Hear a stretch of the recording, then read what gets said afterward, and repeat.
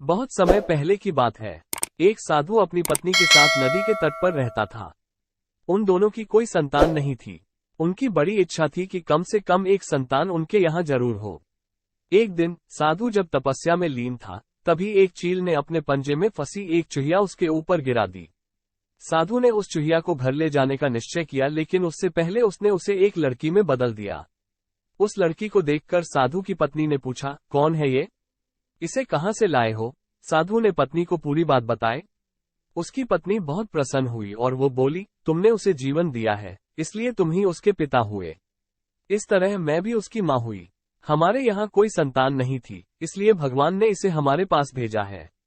उद्धरण चिन्ह। जल्द ही वो बच्ची एक सुंदर युवती बन गई। जब वो 16 साल की हुई तो साधु और उसकी पत्नी ने उसका विवाह करने का निश्चय किया। साधु ने सूर्य देवता का आह्वान किया। जब सूर्य देवता उसके सामने आए तो साधु किया ने उनसे उसकी बेटी से विवाह करने का अनुरोध। हालांकि लड़की को यह विचार अच्छा नहीं लगा और उसने कह दिया, क्षमा कीजिए, लेकिन मैं सूर्य देवता से विवाह नहीं कर सकती क्योंकि वो बहुत गर्म है। निराश साधु ने सूर्य देवता से कहा कि अब वे ही उसकी लड़की के लिए कोई सुयोग्य वर सुझाएं। सूर्य देवता ने कहा, बादलों के देवता से आपकी लड़की की जोड़ी सही बैठेगी क्योंकि वे ही धूप की गर्मी से उसकी रक्षा कर सकते हैं। साधु ने अब बादल देवता से उसकी लड़की से विवाह करने का अनुरोध किया। इस बार भी लड़की ने विवाह से इनकार कर दिया और बोली, मैं इस काले व्यक्ति से विवाह नहीं करूंगी।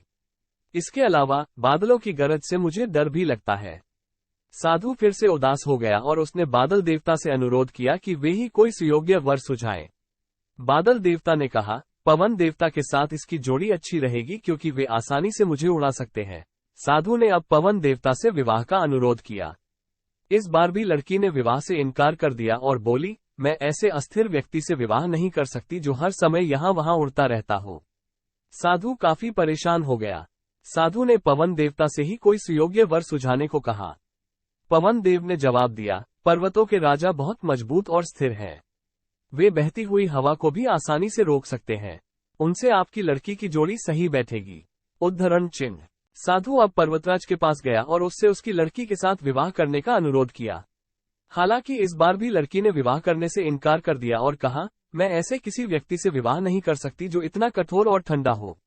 लड़की ने साधु से किसी नरम वर को खोजने को कहा। साधु ने पर्वतराज से सलाह मांगी। पर्वतराज ने जवाब दिया, किसी चूहे के साथ ही आपकी लड़की की जोड़ी अच्छी रहेगी क्योंकि वो नरम भी है और आसानी से किसी पर्वत में भी बिल बना सकता है। इस बार लड़की को वर पसंद आ गया। साधु काफी हैरान हुआ और बोला, भाग्य का खेल कितना निराला है। तुम मेरे पास एक चूहिया के रूप में आई थी और मैंने ही तुम्हें लड़की का रूप दिया था। चूहिया के रूप में जन्म लेने के कारण तुम्हारे भाग्य में चूहे से ही विवाह करना लिखा था और वही हुआ। भाग्य में जो लिखा था वही हुआ। साधु ने फिर से प्रार्थना शुरू कर दी और लड़की को दोबारा चूहिया बना दिया।